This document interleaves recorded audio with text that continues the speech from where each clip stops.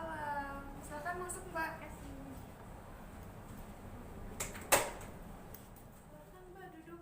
Makasih. Oh, ini Mbak Nada yang kemarin ngajak janjian lewat WA itu ya? Iya, Bu. Kalau boleh tahu, Mbak tahu nomor saya dari mana ya? Dari teman. Dari teman. Cari tahu sendiri atau direkomendasikan nih, Mbak? Aku cari tahu sendiri sih. Sendiri. Oh, bagus sekali, Mbak. Berarti Mbak secara sukarela ya untuk konseling hari ini? Iya. Iya, bagus sekali. Mbak, sebelumnya nih, perkenalkan dulu nih, saya Nurul Amanah, yaitu konselor yang ada di lembaga konseling ini, Mbak. Salam kenal ya, Mbak ya. Iya. Oh iya, sebelum konseling hari ini, Mbak sebelumnya pernah konseling tidak? Belum pernah sih, baru pertama kali ini. Oh, baru pertama kali ya. Kebetulan pertama kalinya juga sama saya ya, Iya. Mbak ya. Berarti Mbak sudah tahu mengenai konseling belum ya? Belum. Mengenai apapun bagaimana itu konseling, seperti apa konseling belum tahu ya? Oke, kalau begitu saya izin jelasin tentang konseling dulu ya, Mbak ya, biar nanti proses konselingnya Mbak lebih paham seperti itu. Jadi proses konseling atau konseling individual itu adalah proses pemberian bantuan yang diberikan oleh seorang konselor. Nah, di sini konselornya adalah saya, Mbak. Nah, kepada klien atau konseling. Nah, di sini konselingnya adalah Mbak Nada secara face to face. Nah, tujuannya untuk konseling itu adalah untuk mengentaskan masalah, Mbak. Jadi insya Allah hari ini kita secara bersama-sama mengetahui atau mencari solusi yang Mbak permasalahkan begitu. Nah, selain untuk mengentaskan masalah, ada juga nih, Mbak, tujuan yang lain, yaitu untuk memandirikan klien atau memandirikan konseling. Jadi kalau misalnya nanti Mbak mendapatkan masalah yang sama, itu Mbak bisa menyelesaikan masalahnya sendiri gitu, tanpa harus bertemu kembali pada saya. Sampai sini ada yang mau ditanyakan, Mbak? Udah, Bu, paham. Nggak paham. Oke, saya lanjutkan ya, Mbak ya. Jadi di konseling ini nih, Mbak, kita itu memegang beberapa asas, Mbak. Nah, yang menjadi kunci adalah asas kerahasiaannya. Asas kerahasiaan. Jadi Mbak ini tidak perlu takut nanti masalahnya ini terbongkar atau tersebar kemana-mana, karena kami memegang asas kerahasiaan. Jadi kami akan menutup rapat rahasia atau masalah Mbak secara rapat sekali tanpa diketahui oleh orang-orang. Apalagi kalau Mbak udah bilang bahwa ini rahasia loh, jangan kasih tahu siapa-siapa, gitu ya, Mbak ya. Mbak percaya, Mbak? Oke. Selanjutnya nih ada asas kesukarelaan nih, Mbak. Kalau Mbak misalnya udah percaya pada saya, tadi udah percaya, Mbak ya, Mbak bilang ada juga asas kesukarelaan. Setelah Mbak percaya pada saya harap Mbak secara sukarela menceritakan masalah Mbak kepada saya, Mbak. Begitupun dengan saya, Mbak. Saya juga secara sukarela membantu Mbak dengan penuh perhatian, memberikan waktu tenaganya kepada Mbak. Begitu. Kesini Mbak secara sukarela atau dipaksa orang lain, Mbak? Sukarela. Sukarela. Alhamdulillah kalau begitu ya, Mbak. Bagus sekali karena Mbak sudah menyadari bahwa Mbak ini butuh konseling. Seperti itu ya, Mbak ya? Oke, setelah Mbak percaya kepada saya dan Mbak juga sukarela untuk melakukan konseling hari ini, ada asas yang lainnya nih, Mbak, yaitu asas keterbukaan. Jadi saya harap Mbak terbuka secara penuh kepada saya apa yang Mbak permasalahkan, apa yang Mbak rasakan, apa yang Mbak bingungkan terhadap hal yang kita bahas hari ini. Begitu, Mbak, kepada saya agar apa? Agar saya bisa secara terbuka juga membantu Mbak untuk menyelesaikan masalahnya. Gitu ya, Mbak ya. Nah, ada yang terakhir nih, Mbak, yaitu asas bahwasannya keputusan terakhir ada di tangan klien. Jadi nanti hasil akhirnya apakah Mbak mau nerima atau mau nolak, mau dijalankan atau tidak dijalankan, itu terserah Mbak. Kami tidak memaksakan apapun dan tidak memberikan tekanan apapun. Begitu, Mbak. Sampai sini ada yang mau ditanyakan, Mbak? Enggak, udah paham. Paham ya? Paham sebetul-betulnya paham nih, Mbak. Paham. Berarti Mbak sudah percaya ya, Mbak ya, pada saya ya, Mbak ya, bahwa saya bisa menjaga rahasia ya, Mbak ya. Juga udah bersiap sukarela, udah siap untuk terbuka ya, Mbak ya. Oke, kalau begitu kira-kira hari ini apa yang mau diceritain nih, Mbak? Jadi hari ini Nada itu ada masalah di organisasi sama di perkuliahannya. Nah, di organisasi itu Nada ada beberapa kegiatan yang mengikut sertakan Nada gitu di dalamnya sebagai penanggung jawab. Nah, tapi di sisi lain Nada tuh pusing gitu karena tertekan. Tertekannya bagaimana itu Mbak bisa jelaskan? Tertekan itu ada kayak misalnya ditanya-tanya terus gitu loh Bu. Nada contohnya misalnya Nada sertifikat kapan jadi, terus Nada ini acaranya kayak gimana, terus ini udah belum, atau udah follow up materi belum, kayak begitu tuh. Cuma jadinya ada pusing aja sih gitu, tertekan. Sedangkan ada banyak tugas kuliah juga. Berarti dalam organisasi itu Mbak sering mendapat kepercayaan untuk melakukan sesuatu ya Mbak ya? Iya sih. Begitu. Nah, untuk mendapatkan kepercayaan itu sebelumnya Mbak melakukannya secara sukarela atau paksaan nih Mbak? Secara awalnya sih sukarela ya Mbak, karena Nada sendiri yang mau bergabung gitu. Terus pada akhirnya ada kayak keberatan sih, karena mungkin di awal tuh Nada belum banyak tugas gitu kan. Makin kesini jadi makin banyak tugas kuliah dan banyak tugas organisasi, jadi udah tertekan.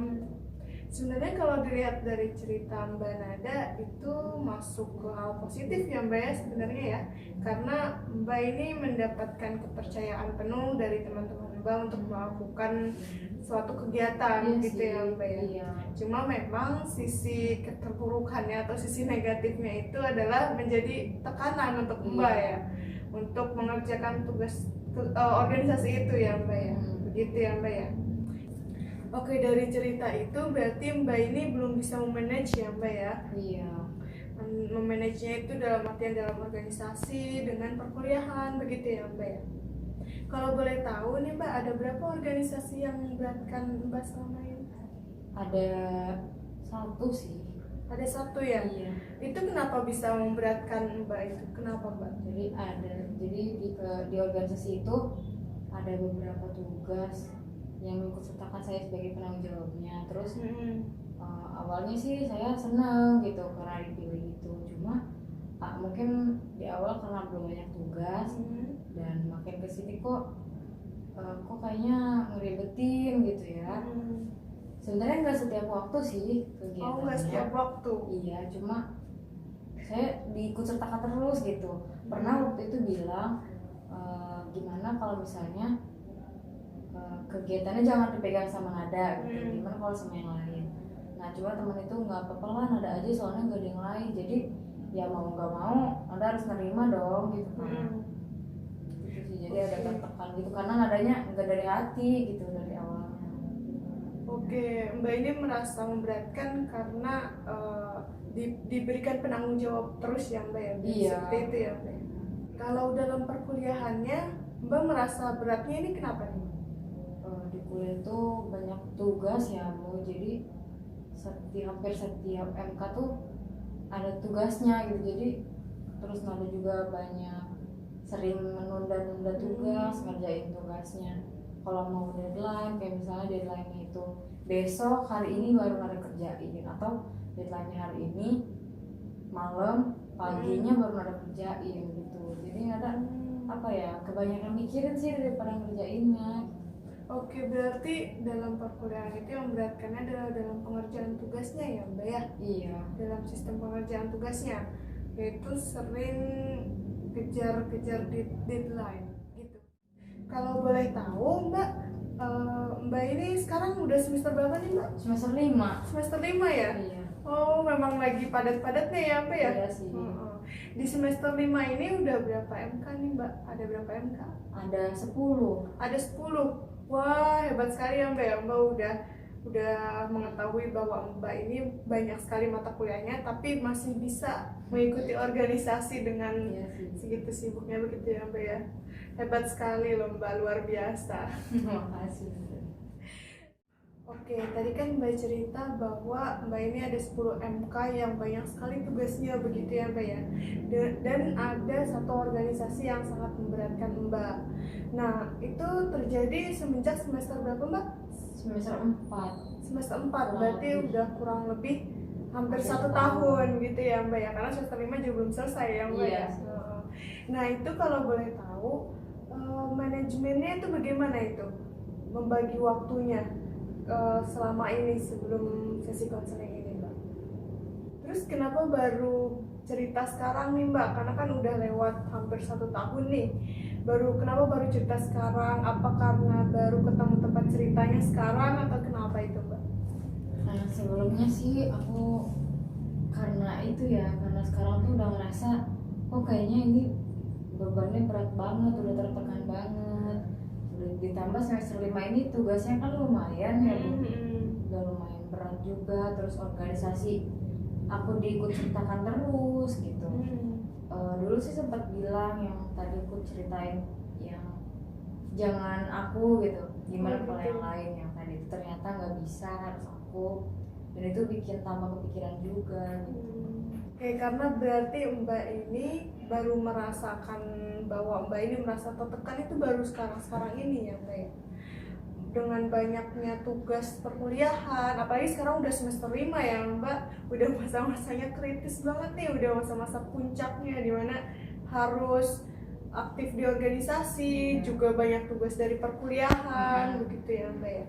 Berarti kalau misalnya melihat dari cerita yang Mbak tadi kemukakan itu mengenai pengaturan waktunya ya Mbak ya.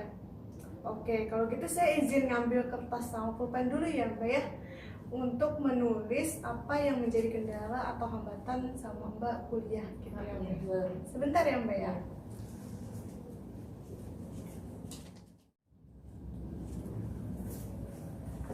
Oke, terima kasih ya Mbak ya udah menunggu. Tadi saya ngambil pensil pulpen sama buku dulu.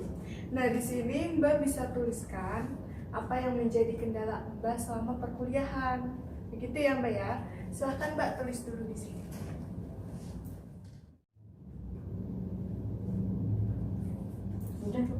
Sudah? Oke, saya ambil lagi ya. Oke, terima kasih Mbak udah menulisnya.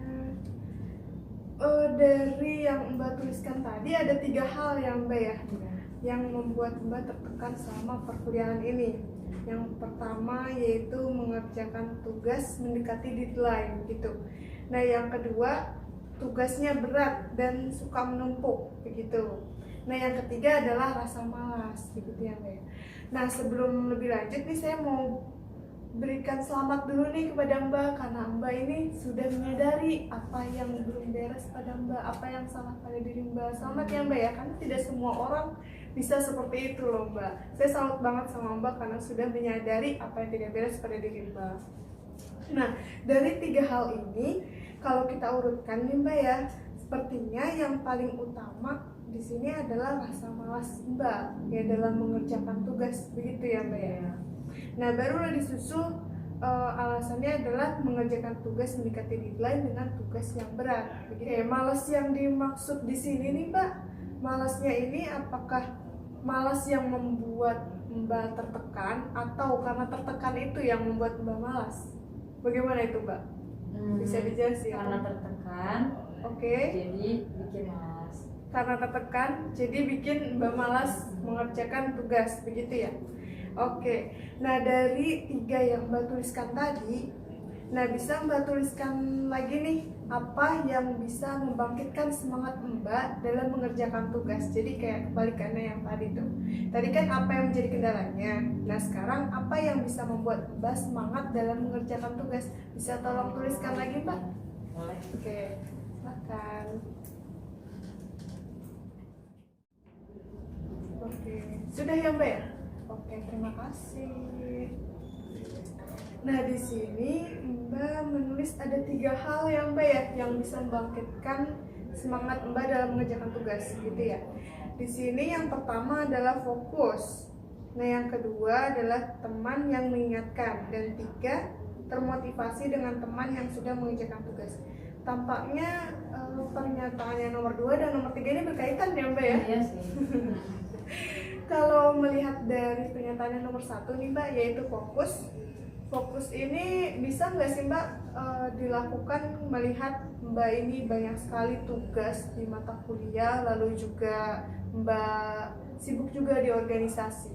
Agak susah sih. Agak susah ya? Karena emang pasti sibuk kalau kita Oh, ikut masih organisasi.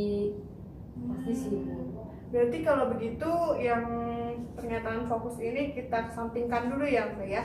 Kita lihat yang pernyataan nomor 2 dan nomor 3 nih. Sepertinya berkaitan nih Mbak, yaitu teman yang mengingatkan dengan termotivasi dengan teman yang sedang mengerjakan tugas. Ini maksudnya bagaimana nih Mbak? Bisa jelasin? Jadi aku ini di grup WhatsApp. Iya.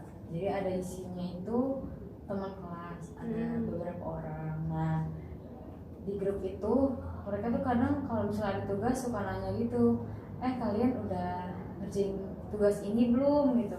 Terus nanti ada teman yang jawab, aku udah nih, udah setengah. Terus atau aku udah tapi baru sedikit. Nah dari situ tuh hati tuh apa ya, ih yang lain udah aku belum. Nah dari situ tuh baru aku ada rasa termotivasi. Sebenarnya lebih ke arah positif ya, buat bisa ngerjain tugas. Ih yang lain udah masa aku belum gitu. Jadinya akhirnya aku kerjain walaupun sedikit gitu. Tapi itu sih yang bikin semangatnya. Oh begitu, berarti penyemangat teman yang mengingatkan di sini tuh maksudnya adalah teman WhatsApp grup yang sering mengingatkan tugas ya. Ya sebenarnya nggak mengingatkan juga, nanya tapi sekaligus mengingatkan secara tidak langsung. Oh, mengingatkan secara tidak langsung karena seputar tugas begitu ya Mbak ya. Itu efektif nggak sih Mbak buat Mbak? Kurang sih, kadang kan kita kalau terlalu bergantung kepada orang susah juga ya Mbak. Susah juga ya memang ya, karena memang orang itu nggak selamanya seperti itu. Gitu ya Mbak ya? Iya. Kalau boleh tahu sebenarnya tujuan Mbak sendiri untuk kuliah di perguruan tinggi itu apa sih Mbak? Yang pasti tuh bisa lulus dengan IPK cum laude, terus dengan predikat cum laude, terus lulus maksimal tepat waktu 4 tahun. Oh begitu ya Mbak ya.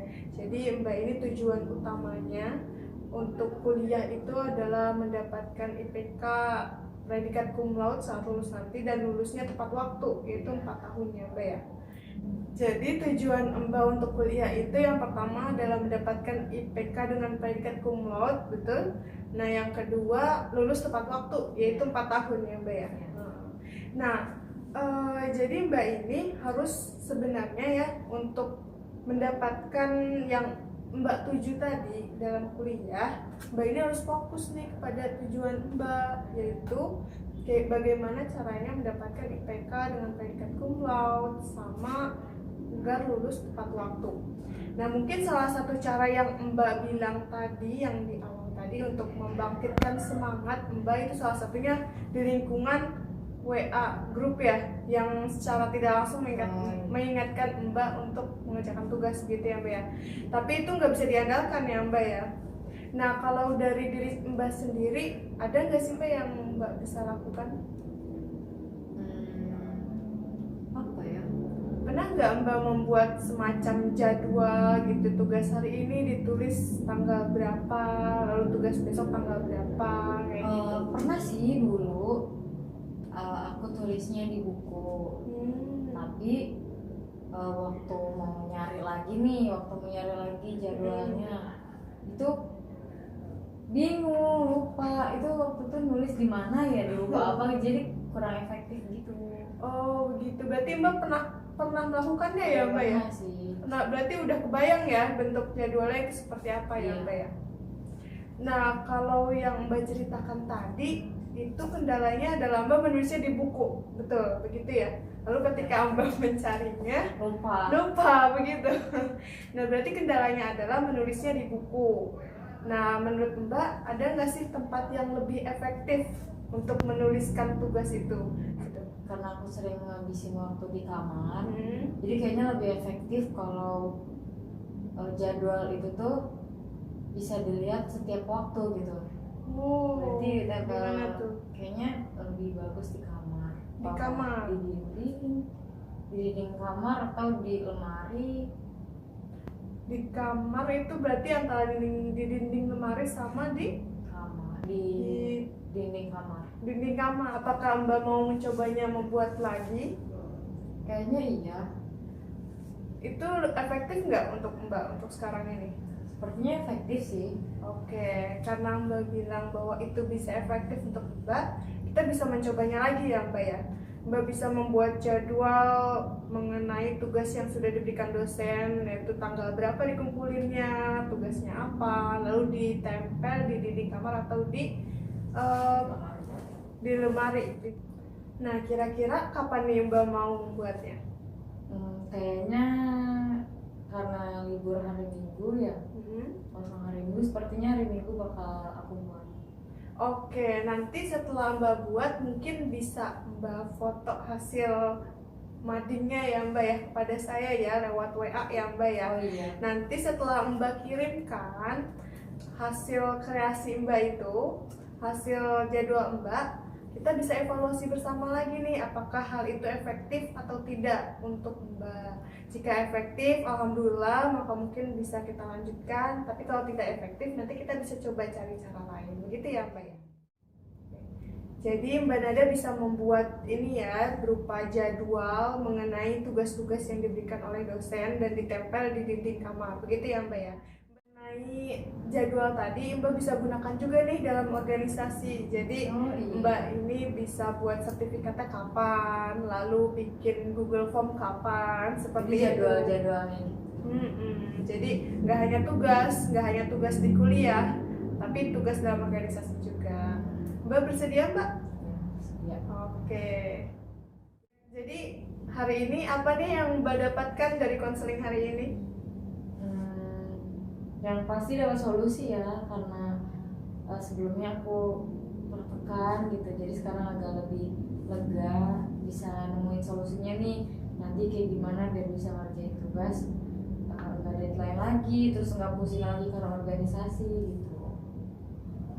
Nah, selain itu juga saya mau bilang makasih nih Mbak, karena Mbak sudah menjadi pribadi yang mandiri dalam sesi konseling hari ini. Mbak sudah berani terbuka mengenai permasalahan Mbak, dan Mbak juga sudah bisa menyelesaikan masalah Mbak sendiri dengan dibantu oleh saya, karena memang kan tiap orang itu butuh diskusi ya Mbak ya. Nah, dan saya katakan lagi, Mbak ini luar biasa hebat gitu, karena Mbak sudah menyadari apa yang menjadi kendala dalam hidup Mbak, apa yang menjadi hambatan, dan Mbak juga bisa mencari solusinya dalam permasalahan Mbak sendiri. Nah, jadi oke, iya sama-sama Mbak. Bagaimana nih Mbak perasaannya setelah konseling hari ini bersama saya?